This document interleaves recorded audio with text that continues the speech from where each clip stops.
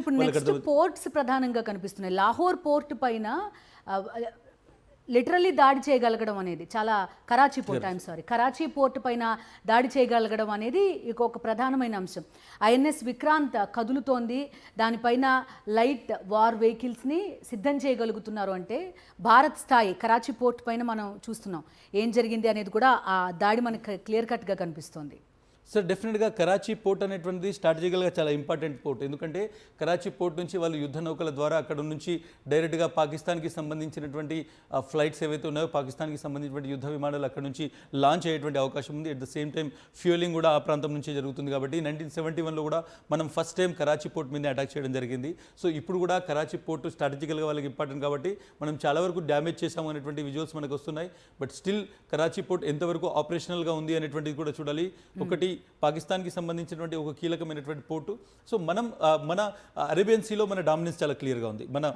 మనకు సంబంధించినటువంటి ఐఎన్ఎస్ విక్రాంత్ కావచ్చు, మనకు సంబంధించినటువంటి ఏవైతే యుద్ధ మనం నౌకలు, వాటితో పాటు ఏవైతే మనకు సంబంధించినటువంటి సబ్మెరైన్స్ కూడా చాలా స్ట్రాంగ్గా ఉన్నటువంటి విషయం. మన టార్పడోస్ని మనం చూసుకుంటే మన టార్పడోస్ ఇప్పటివరకు మనం టెస్ట్ చేసిన దాంట్లో చాలా అద్భుతమైనటువంటి పినాక లాంటి టార్పడోస్ ఉన్నాయి మన దగ్గర. అద్భుతమైనటువంటి ఆపరేషన్స్ లేకుంటే అద్భుతమైన రిజల్ట్స్ వచ్చినటువంటి టార్పడోస్ ఉన్నాయి. సో పాకిస్తాన్ కొంతవరకు అరేబియన్ సీలో వాళ్ళ వరకు వాళ్ళు ప్రొటెక్ట్ చేయగలుగుతాము అనేటువంటి వాళ్ళ నంబర్స్ వాళ్ళు చెప్తున్నారు. బట్ ఎక్కడ కూడా మ్యాచ్ అయ్యేటువంటి అవకాశం లేదు. ఒకవేళ మనం పూర్తి స్థాయిలో పాకిస్తాన్ వైపు మూవ్ అయితే మాత్రం డెఫినెట్గా పాకిస్తాన్ నేవీ కొద్ది రోజులు కాదు కొద్ది గంటలు కూడా నిలబడేటువంటి అవకాశం లేదు. బట్ డెఫినెట్గా అరేబియన్ సీలో ఇప్పటివరకు మనకు సంబంధించిన ఎన్ఎస్ విక్రాంత్తో పాటు మరికొన్ని షిప్స్ అటువైపు కదులుతున్నటువంటి సిచ్యువేషన్ చూస్తున్నాం. స్టడీగా ఉన్నాము. బట్ సీరియస్గా మనం చూస్తున్నాం. ఇప్పటికి వరకు నేను ఒకటే విషయం చెప్తున్నాను, రిటాలియేట్గా పాకిస్తాన్కి సంబంధించినటువంటి లాంచ్ ప్యాడ్స్ను ఎక్కడి నుంచి అయితే పాకిస్తాన్ డ్రోన్స్ మిసైల్ వేస్తుందో వాటినే టార్గెట్ చేస్తాం, కానీ అఫెన్సివ్గా మనం వెళ్ళలేదు. వాళ్ళ డిఫెన్స్ ఎస్టాబ్లిష్మెంట్ని పూర్తిగా కుప్పకూల్చడం కావచ్చు, లేకుంటే వాళ్ళ ఎక్కడైతే ఇన్ఫ్రంటీ ఉందో వాళ్ళకి సంబంధించిన ఆర్మీ పొజిషన్స్ ఉన్నాయో వాటి మీద మనం డైరెక్ట్గా అటాక్ చేయట్లేదు. ఎక్కడి నుంచి అయితే వాళ్ళు మన మీద దాడి చేస్తున్నారు వాటిని మాత్రమే మనం ఇప్పటివరకు ధ్వంసం చేస్తున్నాం. మనకి స్క్రీన్ పైన రెండు విజువల్స్ కనిపిస్తున్నాయి ఇస్మాయిల్. ఒకటి కరాచీ పోర్ట్ పైన జరిగిన దాడి, రెండోది భారత ఆర్మీ అదుపులో ఉన్న పాక్ పైలట్. ఈ రెండు విజువల్ మనకి స్క్రీన్ పైన కనిపిస్తున్నాయి. మీరు చెప్పినట్టుగా ఎస్కలేషన్ స్టార్ట్ అయింది భారత్ నుంచి కాదు అనేది పాయింట్ నెంబర్ 1.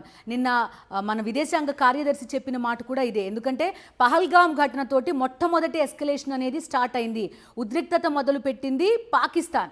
దాంతో పాటుగా సింధూర్ ఇండస్ ట్రీటీ, సింధు జలాల ఒప్పందం రద్దు చేసుకున్న తర్వాత కూడా మొట్టమొదటి దాడి స్టార్ట్ అయింది, మొట్టమొదటి మళ్ళీ ఎస్కలేషన్ స్టార్ట్ అయింది కూడా పాకిస్తాన్ నుంచే. ఎందుకంటే ఉగ్ర శిబిరాల్ని మాత్రమే టార్గెట్ చేసిన పరిస్థితి ఇండియా. పాకిస్తాన్ మాత్రం సివిలియన్స్ని టార్గెట్ చేసింది, దాంతోపాటుగా మన నగరాల్ని మన ఎయిర్పోర్ట్స్ని టార్గెట్ చేసింది, అటువైపుగా వచ్చింది కాబట్టే ప్రతిదాడికి దిగింది. ప్రస్తుతం మనం కరాచీ పోర్ట్ని కూడా ఆ విధంగానే చూడాల్సిన అవసరం ఉంటుంది. ఎక్కడి నుంచి అయితే పాకిస్తాన్ దాడులు చేస్తోందో ఆ దాడుల్ని అరికట్టడం లక్ష్యంగా మాత్రమే భారత్ ప్రతిదాడి చేస్తున్న పరిస్థితి. లాహోర్ కానీ, కరాచీ కానీ, రావల్పిండి కానీ ఇటువంటి ప్రతి చోట కూడా భారత్ నుంచి ప్రతిదాడి మాత్రమే జరిగింది అనేది విదేశాంగ కార్యదర్శి కానీ విదేశాంగ శాఖ కానీ చాలా క్లియర్ కట్గా చెప్తున్న పరిస్థితి. దాంతోపాటు నిన్న మెన్షన్ చేసిన మరొక అంశం ప్రెస్ మీట్లో పఠాన్కోట్ ఇష్యూ ప్రధానంగా మెన్షన్ చేశారు. పఠాన్కోట్ ఇష్యూ జరిగినప్పుడు ఒక జాయింట్ యాక్షన్ కమిటీ, రెండు దేశాలకు సంబంధించి టీం ఫామ్ చేసాం. కంప్లీట్ యాక్సెస్ మనం పాకిస్తాన్కి సంబంధించిన టీంకి ఇచ్చాం, లిస్ట్ ఇచ్చాం, ఫోరెన్సిక్ ఎవిడెన్స్ ఇచ్చాం. అయినప్పటికీ కూడా పాకిస్తాన్ నుంచి ఎటువంటి చర్య రాలేదు అనేది డెఫినెట్గా నేను ఒక మాట ఇక్కడ చెప్పాలనుకుంటున్నాను. Great power comes with the great responsibility అని దాదాపు 2-3 దశాబ్దాల క్రితం వచ్చినటువంటి స్పైడర్ మ్యాన్లో ఒక డైలాగ్ ఉంటుంది. భారతదేశం ఆ రెస్పాన్సిబిలిటీని షో చేస్తుంది. ఎవ్రీ టైం మనం చూసినా మనం ఎక్కడ కూడా చాలా డిస్టెన్స్. నిజంగానే పాకిస్తాన్ మన భారత పార్లమెంట్ మీద దాడి చేసినప్పుడే మనం ఫుల్ స్కేల్ యుద్ధానికి వెళ్ళాలి. డైరెక్ట్ పాకిస్తాన్ మూలాల నుంచి వచ్చినటువంటి వాళ్ళు. ఆ తర్వాత పుల్వామా జరిగినప్పుడు కూడా వీళ్ళంత వరకు మనం సర్జికల్ స్ట్రైక్స్తోని పరిమితమయ్యాం. బట్ ఈ రోజు ఉన్నటువంటి సిచ్యువేషన్ చూసుకుంటే పఠాన్కోట్లో కూడా వాళ్ళకు సంబంధించినటువంటి ఆర్మీ డిఫెన్స్ ఎక్స్పర్ట్స్ని మన ఎయిర్పోర్ట్ లోపలికి రానిచ్చాం. ఇప్పుడు ఒక యుద్ధం జరిగేటువంటి సిచ్యువేషన్ ఉన్నప్పటి సిచ్యువేషన్లో కూడా వాళ్ళను మన ఎయిర్పోర్ట్ దగ్గరికి, ఎయిర్ స్ట్రిప్ దగ్గరికి అలో చేశాం. సో వాళ్ళను విచారణ చేసుకునేటువంటి అవకాశం ఇచ్చాం, చాలా ఎవిడెన్సెస్ ఇచ్చాం. బట్ స్టిల్ పాకిస్తాన్ అనేటువంటిది, పాకిస్తాన్ ఆలోచన ఒకటి ఏంటంటే టెర్రరిజం స్పాన్సర్ చేస్తున్నటువంటి వ్యక్తి, టెర్రరిజాన్ని ప్రోత్సహిస్తున్నటువంటి వ్యక్తి, ఆ దేశం టెర్రరిజంని అరికడుతుంది లేకుంటే టెర్రరిస్టులను భారత్కు పట్టిస్తుంది అనేటువంటిది ఎక్కడ కూడా మనం ఎక్స్పెక్ట్ చేయలేం. హఫీజ్ సయీద్ ఎక్కడ ఉన్నారు ఇప్పుడు? హఫీజ్ సయీద్ తన బంగ్లాలో ఉన్నారు. దానికి ఐఎస్ఐ ఫస్ట్ లేయర్లో కాపలా కాస్తుంది, సెకండ్ లేయర్లో పాకిస్తాన్ పోలీస్ ఉంటుంది, థర్డ్ లేయర్లో పాకిస్తాన్ ఆర్మీ ఉంటుంది. సో ఈ స్థాయిలో ఒక ఉగ్రవాదికి ప్రొటెక్ట్ చేస్తున్నటువంటి వ్యక్తి. At the same time Masood Azhar ఎక్కడ ఉన్నాడు? మనం చూడొచ్చు కాందాహార్ నుంచి అతను తీసుకెళ్ళడం జరిగింది. మనం నిన్న రౌఫ్ ఎవరైతే అతని కజిన్ ఎవరైతే బ్రదర్ ఎవరైతే చనిపోయారో రౌఫ్ డైరెక్ట్గా 2611 మాస్టర్ మైండ్ అతను. బహవల్పూర్లో ప్లానింగ్ జరిగింది, మొత్తం రిపోర్ట్ ఉంది, ఇంటర్నేషనల్ కమ్యూనిటీ కూడా దాన్ని రాసింది, చాలా వరకు ఇంటర్నేషనల్ జర్నలిస్టులు కూడా దాన్ని అథెంటికేట్ చేసినటువంటి సిచ్యువేషన్. రౌఫ్ చనిపోయారు, తీవ్రంగా గాయపడ్డారు నిన్న దాడిలో అనేటువంటిది వస్తున్నటువంటి వార్త. వీళ్ళందరూ పాకిస్తాన్లో ఉన్నారు. ఈవెన్ నేను పేరు మర్చిపోయాను, ఒక ఉగ్రవాది, మోస్ట్ వాంటెడ్ ఉగ్రవాది చనిపోయారు అనేటువంటిది, సాజిద్ అనేటువంటి ఉగ్రవాది చనిపోయాడు అనేటువంటిది పాకిస్తాన్ ప్రకటించింది.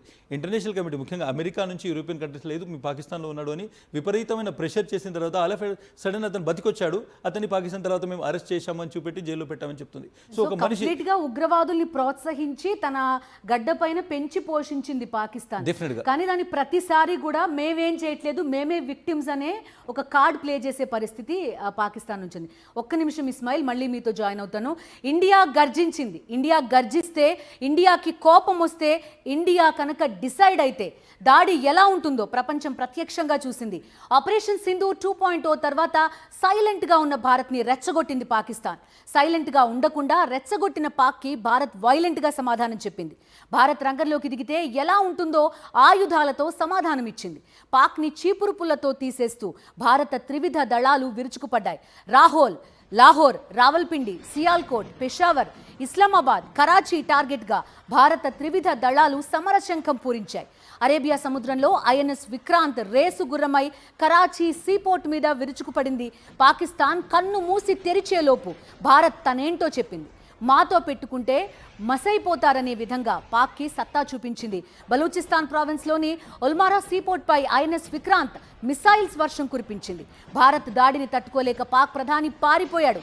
ఎక్కడ దాక్కున్నాడో కూడా ఎవరికీ తెలియదు. షహబాజ్ షరీఫ్ పారిపోయాడంటే భారత్ ఏ స్థాయిలో విరుచుకుపడిందో సులభంగా అర్థం చేసుకోవచ్చు. భారత్ వెపన్ పవర్, స్ట్రాటజీ పాకిస్తాన్కే కాదు యావత్ ప్రపంచానికి తెలిసింది.